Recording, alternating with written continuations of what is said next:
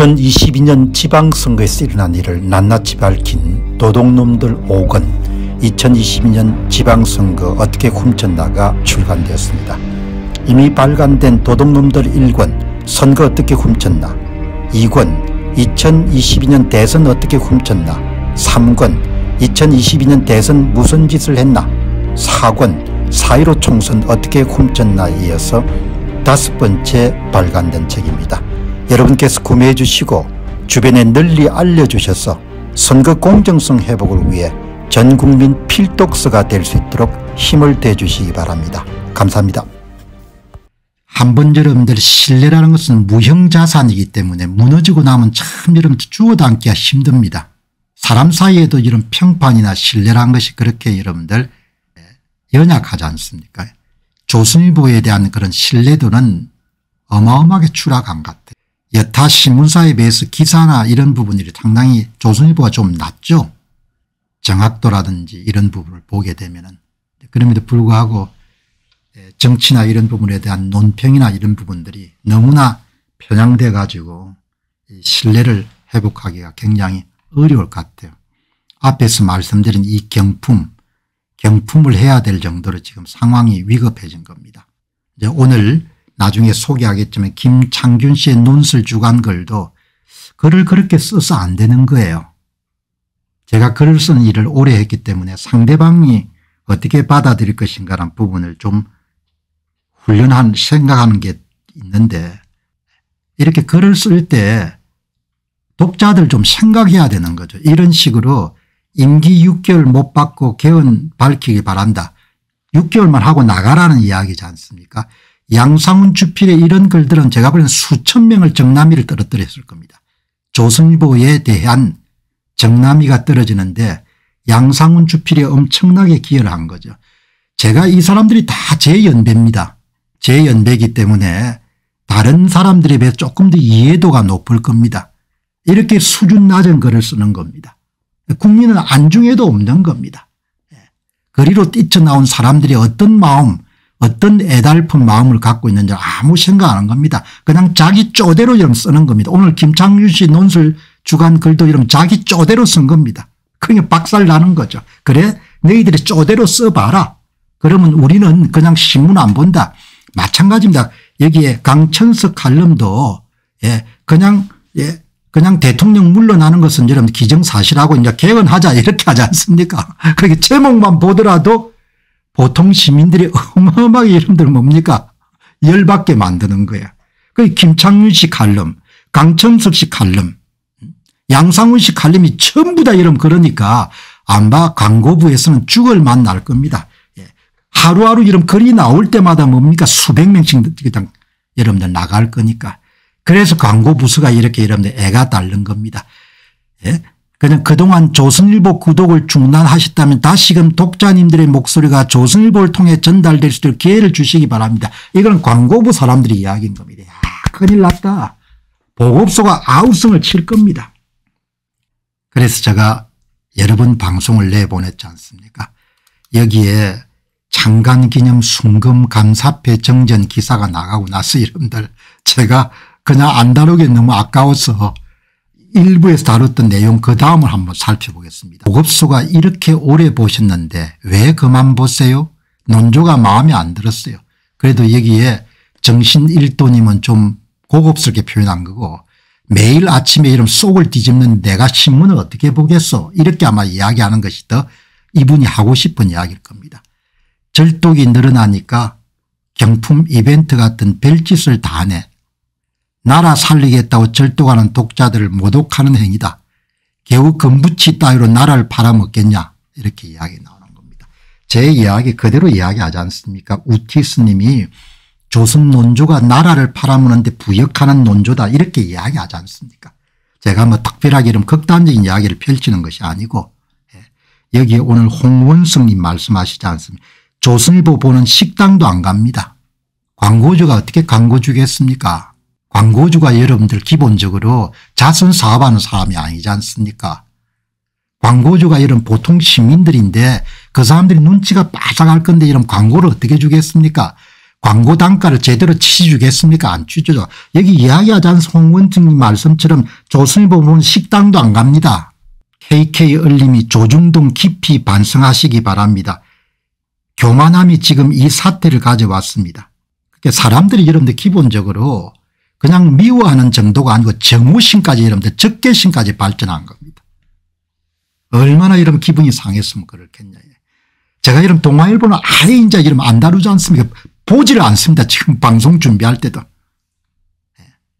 오늘도 이런 방송 준비하니 중앙은 안 봤습니다. 그냥 조선만 보고 여러분들 방송 준비할 게 다 차가지고 그냥 다른 신문은 보지 않는 거죠. 나라 살리겠다고 절도하는 독자들을 모독하는 행위다.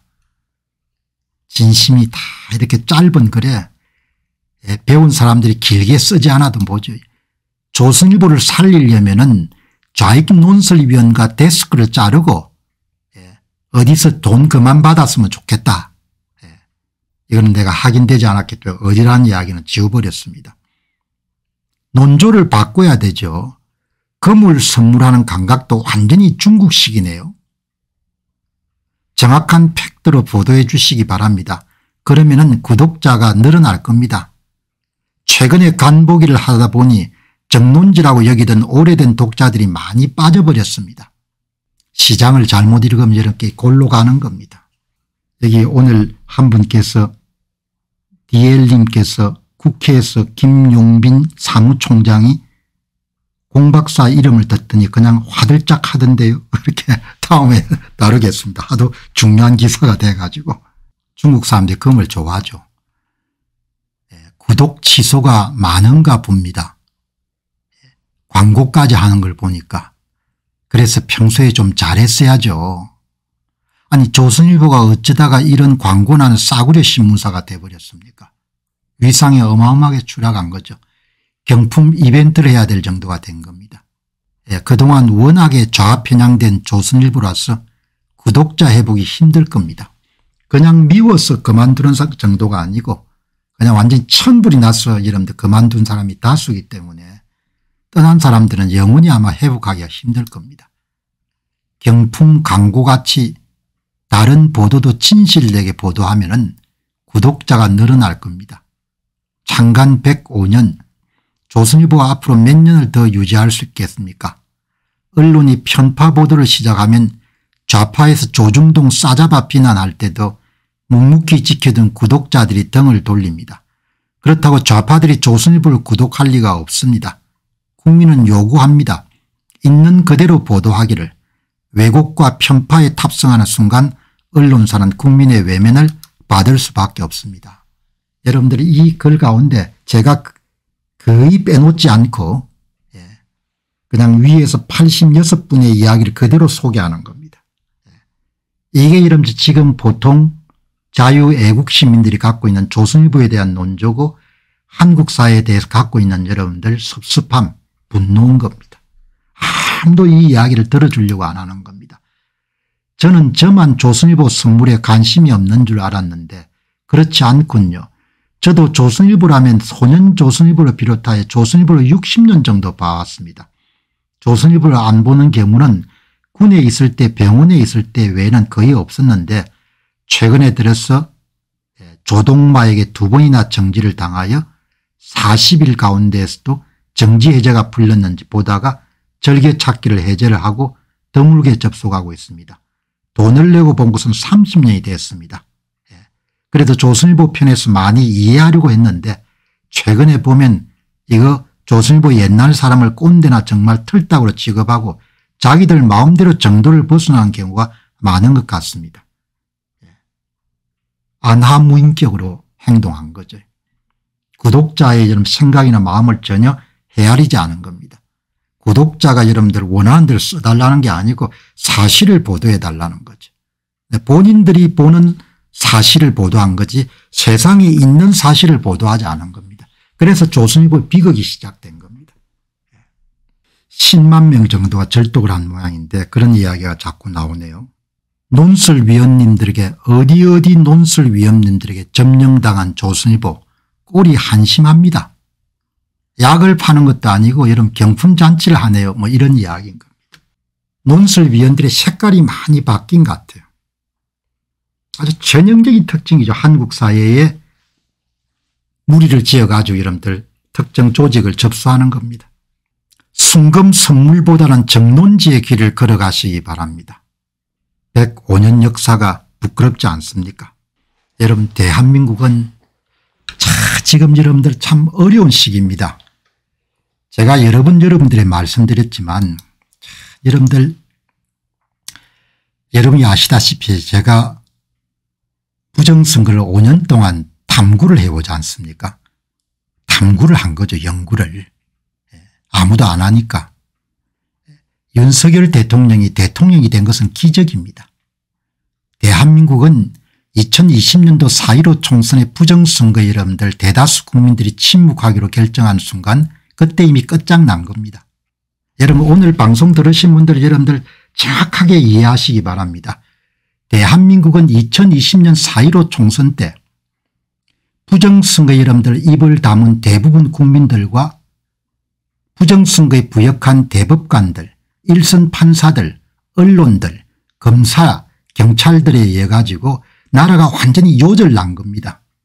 여러분 저는 젊은 날부터 특이할 만큼 체제 변화라는 부분에 대해서 굉장히 깊이 관심을 가진 사람이고 여러분 지금 유튜브를 하지만 누가 여러분들 공병사를 보고 무슨 유튜브 이렇게 하는데 그냥 유튜브 아니고 학문적 배경을 가진 유튜브인 겁니다.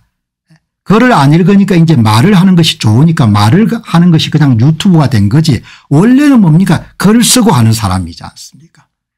대한민국은 2020년 4.15 총선 때 대다수 국민들이 침묵하고 대한민국의 지배 엘리트들이